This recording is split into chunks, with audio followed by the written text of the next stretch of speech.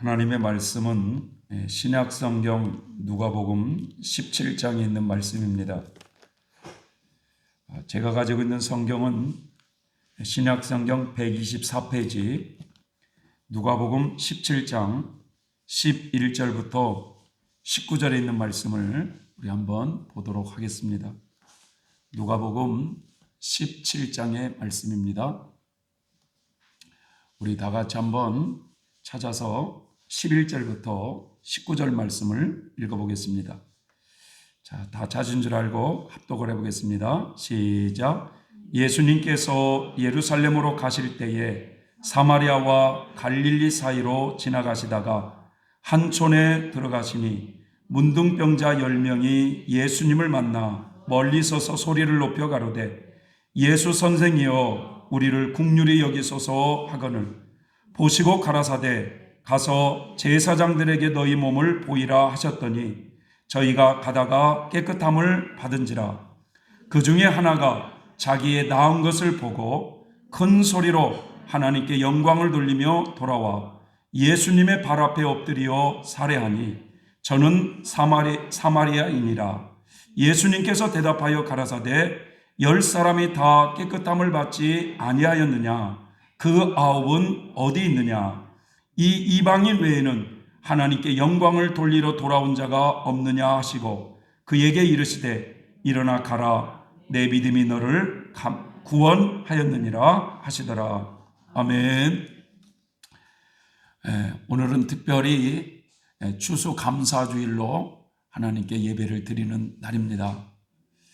구약 성경에 보면 하나님의 백성인 이스라엘 백성들에게 너희들은 1년에 이런 유월절 예식이라든지 맥주절 예식이라든지 수장절이라든지 이런 절기는 꼭 하나님 전에 와가지고 하나님께 영광을 돌리라는 이런 말씀이 있습니다.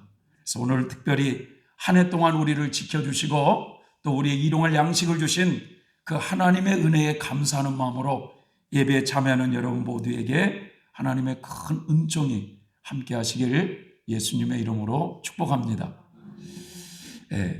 오늘 저는 설교 말씀이 하나님께 감사하는 자가 되자라는 말씀입니다. 우리 따라서 한번 해볼래요? 하나님께 감사하는 자가 되자.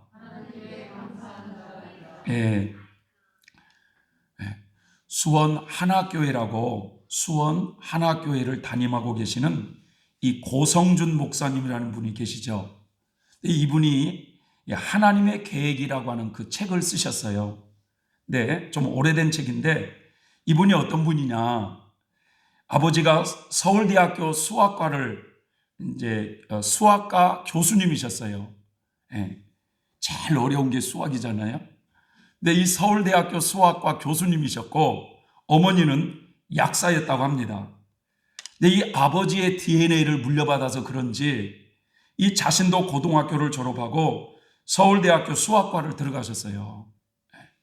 근데 사람들이 말하길 이 서울대학교에 들어가면 마치 세상의 모든 성공과 행복을 얻을 수 있다고 생각을 한다는 것입니다. 옛날 저희 어렸을 때만 해도 그랬거든요.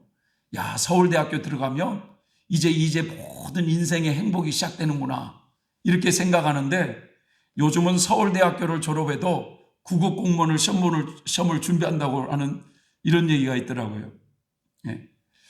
그때는 자신도 그렇게 믿고 있었다는 것입니다. 그런데 막상 서울대학교에 들어가서 대학 생활을 1년을 해보니까 회의감이 오더라는 거예요. 그래서 대학을 졸업하고 이분이 미국 유학길에 오릅니다. 그래서 미국의 버클리 대학에서 국비 장학생으로 공부를 하게 되었다고 합니다. 그런데 이제 미국에서 박사학위를 받고 오면 자신은 대학에서 교수가 되는 것이 꿈이었다고 그래요. 그래서 결혼한 아내는 사범대를 졸업했는데 교사가 되는 것이 꿈이었다고 합니다. 근데 약 15년 동안의 이 공부를 마치고 그가 이제 모든 것을 접어두고 이 목회자의 길을 가게 돼요. 왜냐하면 미국 유학 시절에서 인격적으로 예수님을 이분이 만납니다. 예수님을 만났어요. 그러면서 한 번뿐인 인생, 창조주 하나님이 이 세상의 만물을 창조하셨고 나를 이 세상에 태어나게 하신 그분이 가장 보람되고 가치 있는 일을 해야 되지 않느냐라는 결론을 내려서 이분이 대학교 교수의 원서를 내려고 하다가 그것을 다 접고 이 목회자의 길을 가게 되었다고 합니다. 그는 말하기를 우리 각자에게는 하나님의 계획하심이 다 있다는 거예요. 우리 인생에게는. 하나님께서 우리 인간을 창조하셨기에 우리 한 사람 한 사람에 대한 하나님의 아주 지대한 계획을 다 가지고 있다는 것입니다. 그 하나님의 계획을 잘 발견해서 한 번뿐인 이 땅에서의 인생을 가장 보람되고 가치 있는 인생을 살으라고 그는 말씀하고 있어요. 그렇다고 다 목회자가 되라는 의미는 아닙니다. 한 번뿐인 인생을 하나님께서 보시기에 가장 보람되고 가치 있는 일을 그 인생을 투자라는 거예요.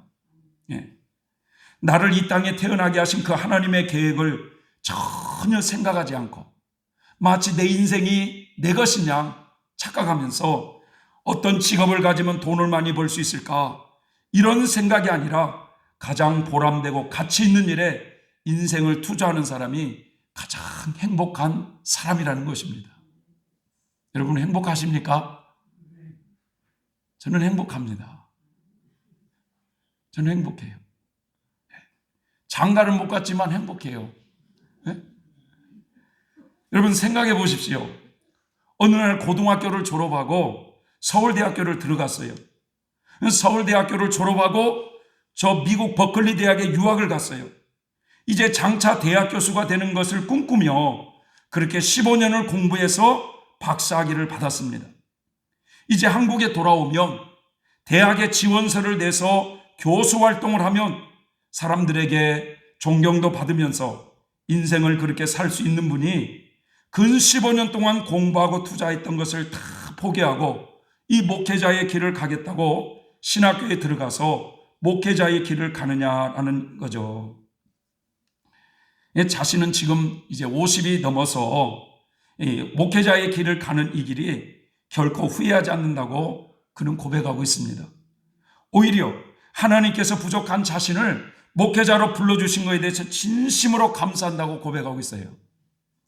자신은요, 교수가 되어서 학생들을 가르치는 것이 꿈이었고 아내는 학교 선생님이 되고 싶었는데 그런데 하나님은요, 자신을 목회자로 만들어 주시어 성도들을 영적으로 가르치는 목사가 되게 하시고 아내는 대안학교를 세우게 하셔서 아이들을 가르치는 교장 선생님이 되게 해주셨다는 거예요.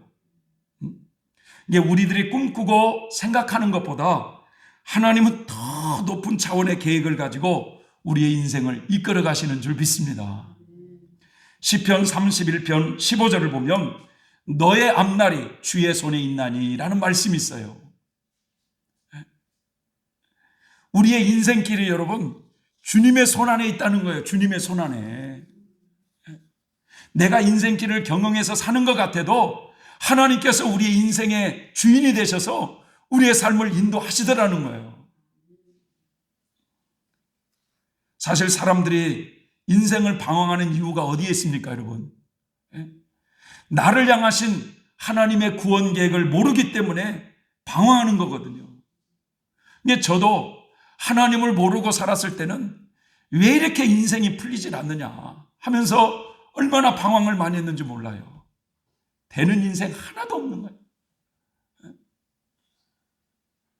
그런데요, 그게 돌고 돌고 돌아서 결국은 하나님께서 나의 길을 이렇게 작정하시고 이끌어 주시기 위해서 이렇게 인도하셨구나라는 걸 생각할 때 지금은 감사할 수밖에 없어요. 우리 종교개혁자 칼빈은 하나님의 전적인 은혜로 구원을 받은 성도가 이제 어떻게 살아야 되는가 라는 그 답에 오직 하나님의 영광을 위해서 사는 것이다 라고 말을 했습니다. 사역자는 사역자의 현장에서, 사업가는 사업가의 현장에서, 주부는 가정에서, 학생은 학업의 현장에서 자신의 영광을 구하는 것이 아니라 하나님께 영광이 되어지는 그런 삶을 살아가는 것이 우리 개신교의 직업 소명서래요. 직업 소명서. 자신들이 하고 있는 이 모든 일이 하나님이 나에게 허락해 주신 거룩한 성직으로 여기면서 그 일을 통해서 하나님께 영광을 돌리는 삶을 살아야 된다는 거예요. 그래서 이 칼빈이 마지막 유언을 할 때 어떤 말을 하냐면 오직 하나님께만 영광을 돌리십시오. 그것이 인생에서 가장 소중한 것이랍니다. 라는 고백을 하고 운명을 합니다. 오늘 이 본문의 말씀을 우리가 읽었던 본문의 말씀을 보면 예수님이 예루살렘으로 가실 때에 이 사마리아와 갈릴리 사이로 지나가시다가 10명의 문둥병자를 만나는 사건입니다. 여러분, 문둥병이라면 보면은 문둥병이 전 세계적으로 못 살 때 있었어요. 문둥병이. 우리나라도 곳곳에 있었잖아요. 문둥병 환자가요. 제가 어렸을 때만 해도 막 이 손에 이 붕대를 갖고 문둥병 환자들이 집집마다 밥으로 들어왔어요. 밥으로 들어. 막 그럴 때는 막 무서워가지고 막 도망 다니고 그런 적이 많거든요. 이 문둥병이라는 이 병은요, 참 무서운 병 중에 하나입니다. 구약 레위기 13장 45절 46절을 보면 문둥병 환자들은 건강한 사람들과 공동체를 이루며 살 수가 없었어요. 그래서 격리시켜 살아야만 했습니다. 그래서 모세 당시에도 제사장이 모든 질병을 진단을 했어요. 제사장이. 그래서 사람이 문둥병에 걸리면 일반 사람들과 접촉을 멀리했습니다. 피부로 전염이 되기 때문에 건강한 사람들과 함께 생활할 수가 없어요. 이 문둥병 환자가 길거리를 가더라도 사람이 다가오면 성경에는 뭐라고 외쳐야 되냐고 말씀하냐면 나는 부정한 사람입니다. 나는 부정한 사람입니다. 하면서 건강한 사람들이 자기에게 다가오지 못하도록 그렇게 외치라고 그랬어요. 그리고 문둥병 환자들끼리 무리를 이루어 살 수밖에 없는 그런 비참한 인생이 문둥병자입니다. 그러니 여러분 어디 사람답게 살 수 있겠습니까? 얼마나 자신의 신세를 원망하고 하나님을 원망하고 살았겠습니까? 그런 그 문둥병 환자가 있는 그 마을에 예수님께서 들어가게 된 거예요. 그런데 그 10명의 문둥병 환자들은요, 그 예수님을 보자마자 소리를 높여 가로되 예수 선생님이여 우리를 불쌍히 여겨 주십시오. 예수 선생님이여 우리를 불쌍히 여겨 주십시오. 라고 그 10명의 문둥병자가 하나같이 예수님을 찾아요. 아마도 문둥병 환자들은 예수 선생이라는 분이 많은 병자들을 고쳤다는 소문을 들었던 것 같습니다. 그러니까 그렇게 예수 선생이여 우리도 불쌍히 여겨달라고 이렇게 고백을 해요. 그래서 그런지 예수 선생이 그곳을 지나갈 때 자신들을 불쌍히 여겨달라고 매달리는 그 문둥병자를 향해서 인간의 그 불쌍한 처지를 돌아보시는 하나님께서 그 환자들의 마음을 읽으십니다. 그러면서 하시는 말씀이 가서 제사장들에게 너희의 몸을 보이라 라고 하시니 이 말씀은요, 현대어 성경에 보면 이렇게 말씀했어요. 제사장에게 가서 너희가 나았다는 것을 보여줘라 이런 말씀이셔요. 그러니까 당시에는 제사장이 모든 병도 진단을 했고 다 나았으면 나았다고 제사장이 진단을 해서 이제 건강한 사람들 가운데서 살 수 있도록 모든 것을 제사장이 진단을 했기 때문에 주님도 너희들의 몸이 나았다는 것을 제사장에게 가서 보이라 라고 이렇게 말씀을 하신 것입니다. 10명의 문둥병 환자들은 그 소리를 듣고 제사장을 찾아가는 중에 자신들의 병이 나았음을 깨닫게 됩니다. 여러분 얼마나 기뻤을까요? 일생을 나는 부정한 사람이니 내게 가까이 오지 마세요라고 외치며 외롭게 살아야만 했던 그들이 그 병에서 고침을 받았으니 여러분 얼마나 기뻤겠습니까? 그런데 문제는요, 그 10명 중에 오직 한 사람만이 하나님께 영광을 돌리며 예수님께 찾아와서 이렇게 고백합니다. 예수님, 제 병이 나았습니다 하면서 예수님의 발 앞에 엎드려서 살해하니라고 말씀하고 있어요. 여러분, 이 모습을 본 예수님은 뭐라고 말씀하십니까? 10사람이 다 깨끗함을 받지 않았느냐? 그런데 9은 어디 있느냐? 이 이방인 외에는 하나님께 영광을 돌리러 돌아온 자가 없느냐 하시고 그 이방인에게 이르시되 가라, 너의 믿음이 너를 구원했느니라. 여러분, 이 10명의 문둥병자 중에 9명은 하나님을 섬긴다고 하는 이스라엘 백성들이었어요. 그런데 하나님의 백성이라고 자처했던 그 사람들은 자기들의 병이 나았음에도 불구하고 하나님께 감사할 줄 모르고 하나님을 모르는 이방인이 오히려 예수님께 와서 예수님 제 병이 나았습니다 하면서 예수님께 감사의 고백을 하더라는 거예요. 여러분, 도대체 감사를 모르고 살아가는 이 9명의 사람들의 모습 속에서 예수님은 무엇을 느꼈을까요? 우리 속담에 화장실에 갈 때와 나올 때의 마음이 다르다는 말이 있습니다. 여러분, 꼭 그런 사람들이 있어요. 붙잡고 매달리고 사정사정해서 막 도와달라고 하길래 도와줬는데 도대체 고마움을 모르는 거예요.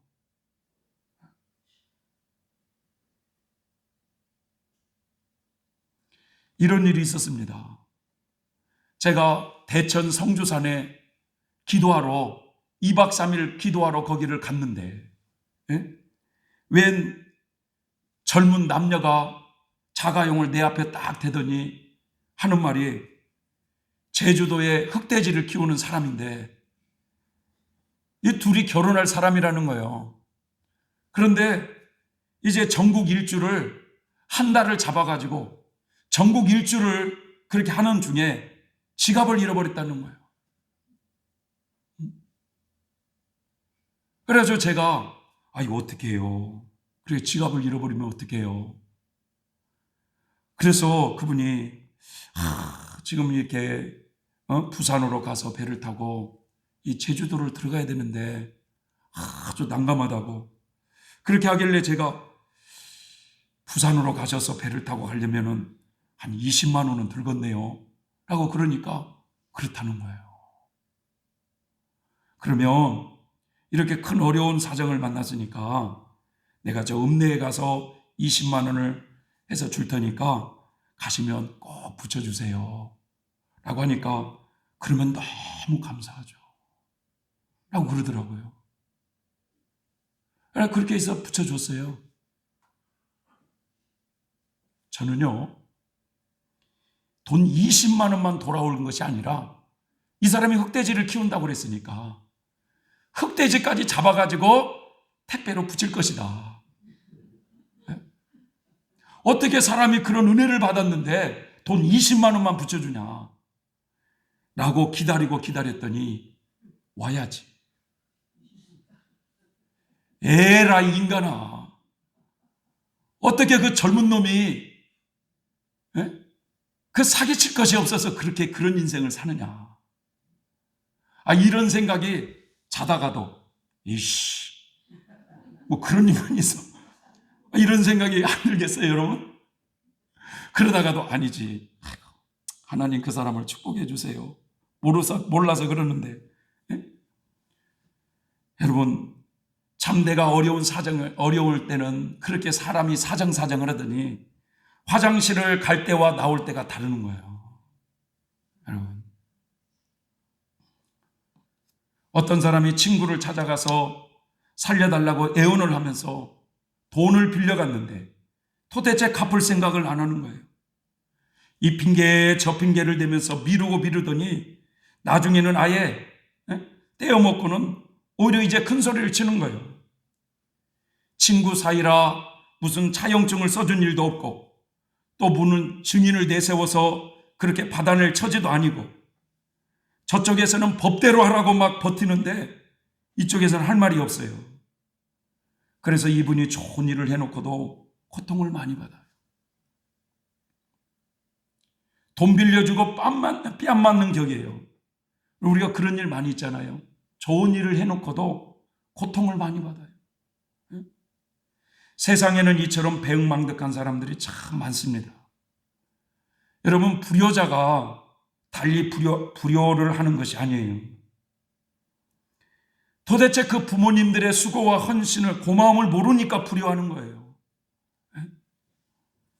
어느 집에 아들 하나, 딸 하나가 있었어요. 근데 그 집안은 유독 아들에게 신경을 많이 쓰며 살았어요. 아들이 초등학교, 중학교, 고등학교를 다닐 때 이 부모님이 말이죠, 학교 선생님을 찾아가서 돈 봉투를 주면서 우리 아들 좀 잘 봐달라고 촌지까지 꼬박꼬박 선생님께 드리면서 아들을 키웠습니다. 근데 아들에 비해 딸에게는 신경을 전혀 쓰지도 않았어요. 그런데 나중에 보니 딸은 그렇게 부모에게 잘할 수가 없어요. 생일 때도 꼬박꼬박 찾아오고 부모님에게 그렇게 잘할 수가 없어요. 근데 반면에 아들은 대학교를 가르쳐줘 대학원까지도 보내줬는데 이 부모님의 고마움을 모르고 종종 부모에게 한다는 소리가 뭐냐면 나한테 해준 게 뭐가 있냐 이거예요.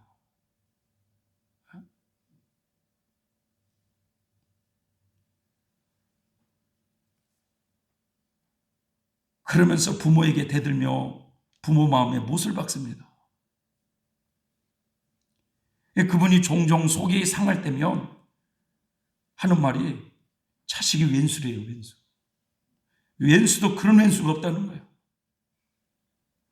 부모의 속을 썩여도 보통 썩이는 게 아니에요, 이게. 아예 자식 얼굴 안 보고 살았으면 좋겠다고 한탄하는 모습을 봤어요. 여러분, 부모의 그 고마움을 모르니까 불효자가 되는 거예요. 우리도 하나님께 마찬가지입니다, 여러분. 성도가 믿음이 없으면 하나님께 감사할 수도 없는 거예요. 하나님께 대한 고마움을 도대체 모르는 거야. 하나님이 어떤 분이신지를 모르니까. 하나님께서 나의 구원을 위해서 어떤 값을 치르시고 나를 어떻게 구원하신지를 모르니까 그렇게 사는 거예요. 그러니 여러분, 하나님께 무슨 감사의 고백을 할 수 있겠습니까, 여러분? 시편 50편 23절을 보면 감사로 예배를 드리는 자가 나를 영화롭게 하나니 그 행위를 옳게 하는 자에게 내가 하나님의 구원을 보이리라 라는 말씀이 있어요. 하나님을 영화롭게 하는 자가 누구냐? 하나님께 감사로 예배하는 자라는 거예요. 하나님의 구원의 은총을 어떤 사람에게 부어주느냐? 감사함으로 하나님께 나아가는 자에게 부어주겠다고 말씀하고 있어요. 오늘 10명의 문둥병자가 여러분 다 깨끗함을 받았으면 여러분 그 모든 영광을 하나님께 올려드려야 되는 것이 마땅하지 않겠습니까, 여러분? 그러죠? 그런데 오직 한 사람, 하나님도 몰랐던 이방인이 한 사람이 주님께 돌아와서 감사의 고백을 해요. 이 이방인 외에는 하나님께 영광을 돌릴 사람이 없더냐? 주님이 탄식하시잖아요.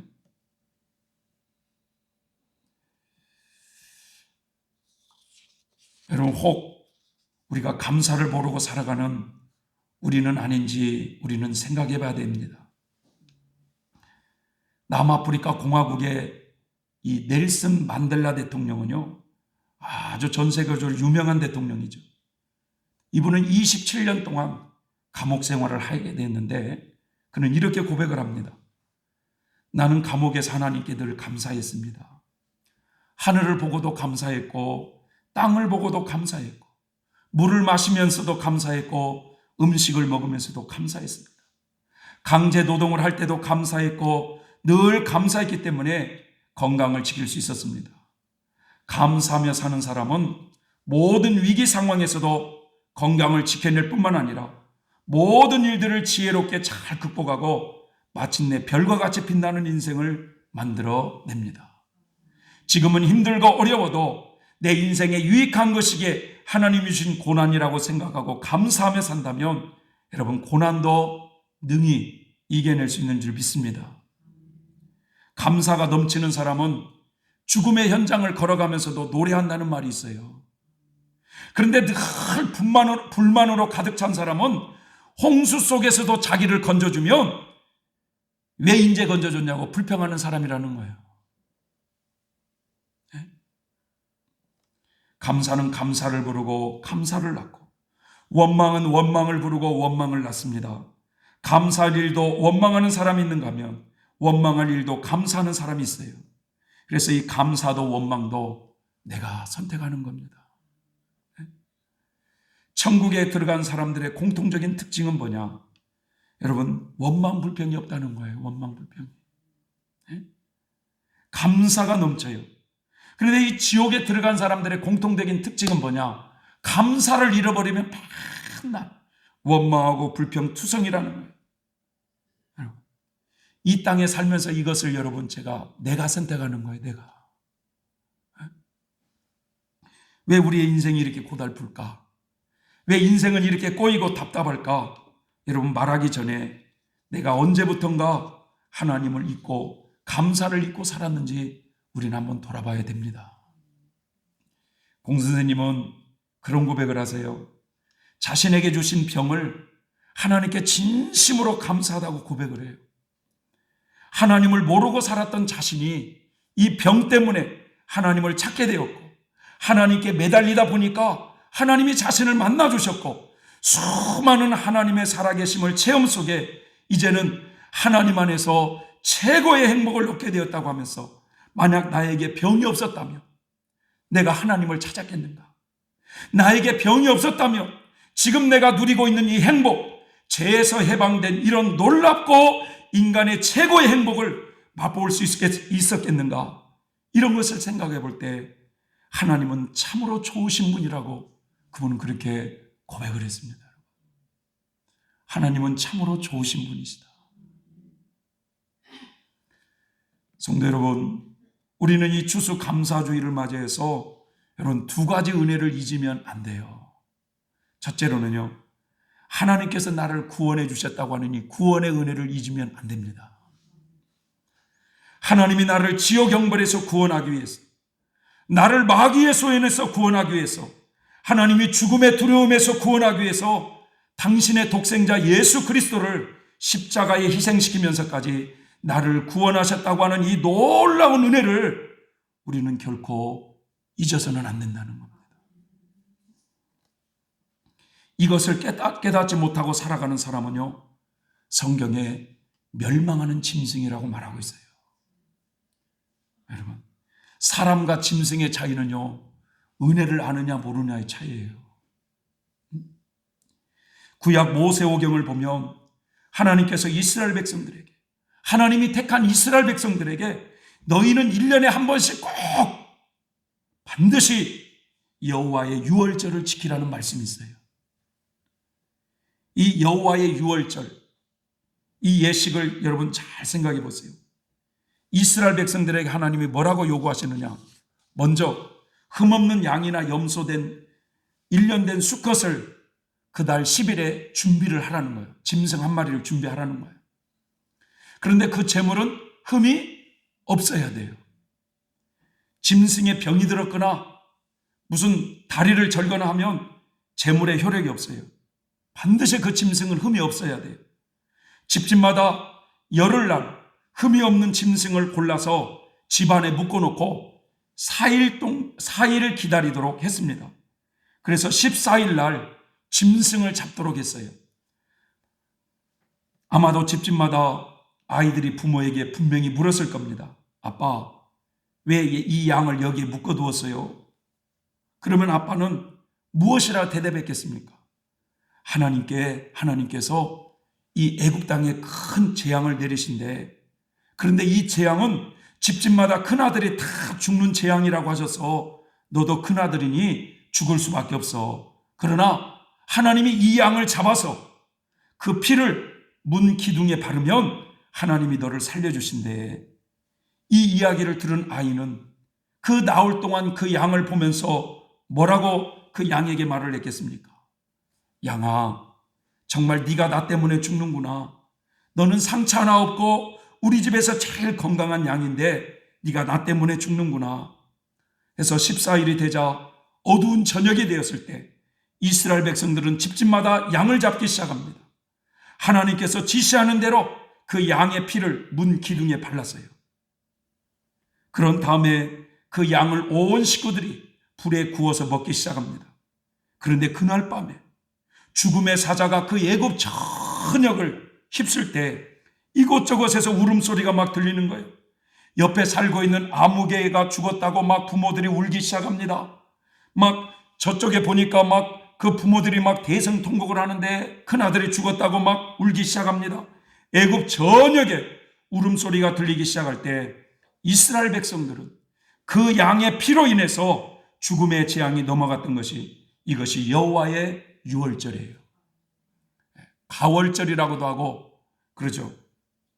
구약시대 이스라엘 백성들은 흠없는 양의 피로 죽음을 면제받았다면 현재를 살고 있는 우리들은 어떻게 해야 이 사망재앙을 면제받을 수 있을까?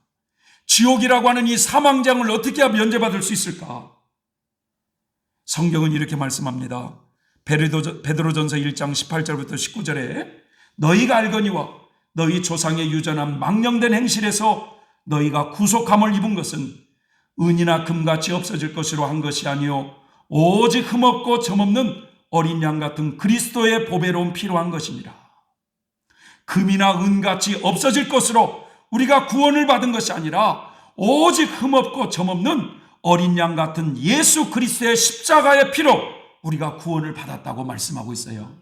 그러니 너희는 매년마다 하나님의 백성들은 이 여호와의 유월절을 기념해서 하나님이 우리를 어떻게 구원하셨는가를 늘 기억하며 살라는 거예요. 성도 여러분, 우리는 천국 가는 그날까지 예수 그리스도의 십자가의 죽음이 나의 죄를 위한 죽음이었다는 것을 기억하며 살아야 되겠습니다.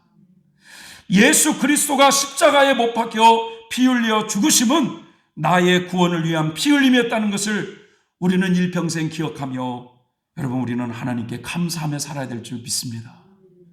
이것을 잊고 살면 멸망하는 짐승 같은 거예요. 두 번째로는요, 여러분 이 사람과의 관계에서 감사를 잊고 살면 안 됩니다. 여러분 내 자신이 이 자리까지 있기까지는요, 우리는 많은 사람들의 도움을 받으며 살아왔어요. 가장 가까이는 부모의 도움이 가장 컸죠. 그래서 우리는 인생을 살면서 부모의 은혜를 잊으면 안 되는 거예요. 제 불효자가 돼서는 안 됩니다. 불효자가. 믿습니까? 아버지가 나에게 한 것이 뭐가 있어요? 재산을 많이 물려준 거예요. 뭐를 물려준 거예요? 그것은 은혜를 모르는 자의 고백이에요. 여러분, 학창시절에는 나에게 지식을 가르쳐주고 인격이 성장할 수 있도록 인도해 주신 선생님의 은혜를 잊어서는 안 돼요. 여러분, 교회에서도 마찬가지입니다. 여러분들의 영혼을 책임진 목회자의 은혜를 잊어서는 안 되는 거예요. 믿습니까, 여러분? 또한 성도와 성도 간의 은혜를 잊어서도 안 돼요. 그래서 은혜를 모르고 살아가면 멸망하는 짐승과 같은 것입니다. 그런데 여러분, 디모데후서 3장 1절에 보니까 말세가 되면 사람들이 사나워지고 하나님을 사랑하기를 싫어하고 부모를 거역하고 감사치 않는다고 말씀하고 있어요. 이게 말세가 되면 될수록 사람들이 감사를 모르고 살아간다 이거예요. 감사를.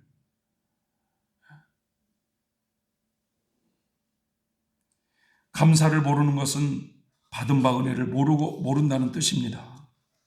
오늘 여러분 10명의 문둥병 환자들이 똑같이 치유함을 받았음에도 불구하고 감사를 모르고 살아가는 이 9명의 사람이 있는가 하면 자신을 고쳐준 그분께 감사할 줄 아는 한 사람이 있었어요. 우리 자신은 이 둘 중에 여러분들은 어디에 속한다고 생각이 드십니까?